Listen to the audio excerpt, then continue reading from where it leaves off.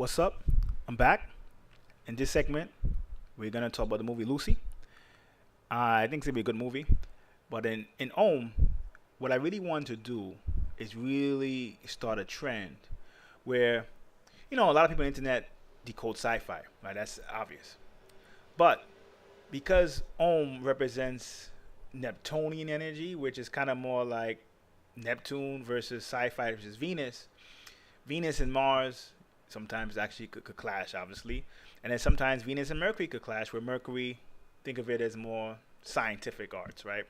So what will happen is a lot of times people make movies and they're not really scientifically accurate, and they can scientifically be disproven very quickly.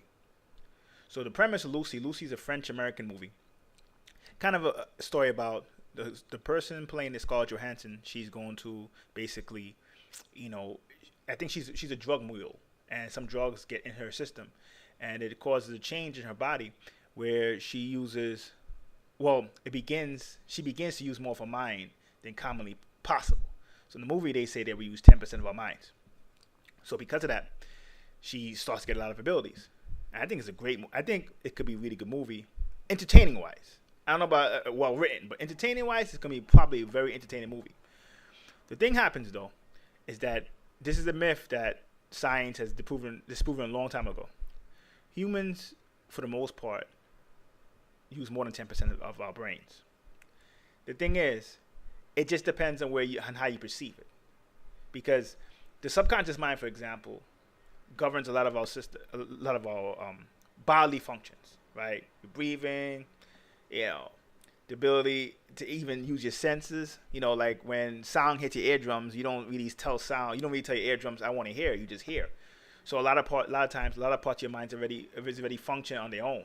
To be honest, so because it's already function on their own, it's very easy to say, "Oh, well, we're not using the brain."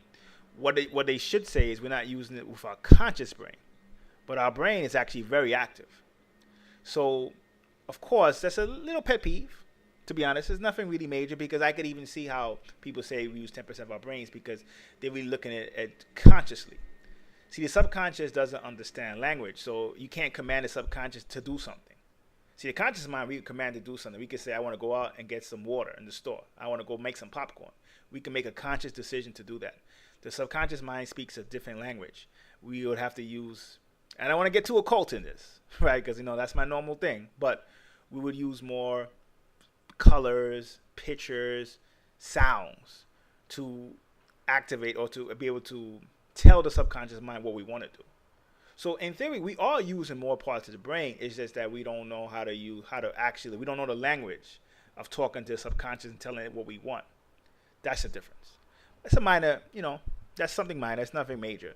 I think the premise of the movie is going to be really good, though, because I think unlike a lot of superhero movies where the superheroes, like the superhero movies from Marvel and DC, or any superhero movie, they function more on just the person having powers. Yeah, they might have an accident and stuff like that, and I guess Lucy could count like that too. But they're really focusing on brain power, which is good. It's a good start. In Ohm, when our work comes out, we're gonna focus more on the power of the blood, to be honest. But it's a good start, because I think people need to understand that it's about this, and in a way, it kind of gets into that where if you have Thor, Superman, it's not really brain power, really. It's just Superman comes from another planet. You know, this physics is different over there. Our sun gives him energy. Thor, just a god, just come from another dimension. He got a hammer, bada bing, bada boom. Has nothing to really do with brain power. Lucy gets into brain power. To me, that's a good start. It's a much better premise for what you can relate to the current situation, where once people start to unlock the power of their brain or be able to use their brain more with their conscious mind, it's basically more about integrating the conscious and subconscious minds, which would go into the superconscious mind. A lot more things are possible. But I think Lucy is coming out this weekend. If it's good, I'll decode it. If it's not, what could I say? I think it'll be a good start. And I think that a lot of times what will happen is that I think it shows that maybe the sci-fi writers are starting to get into, they're starting to get together and they're starting to get closer to what it's supposed to be. Because sci-fi and occult supposed to be like sister arts. It's really about the blood more than about of course it's about the mind, but the blood has the mechanism that can actually bring those certain energies down to the physical. So Lucy's coming out this Friday, midnight for some of the geeks who want to see it quicker. The midnight show. If it's good, I'll decode it. If it's not, I'll skip it. But I definitely am excited, and the premise is good. So I thought I'll give a little preview on it now. Definitely check it out. Till next time, peace.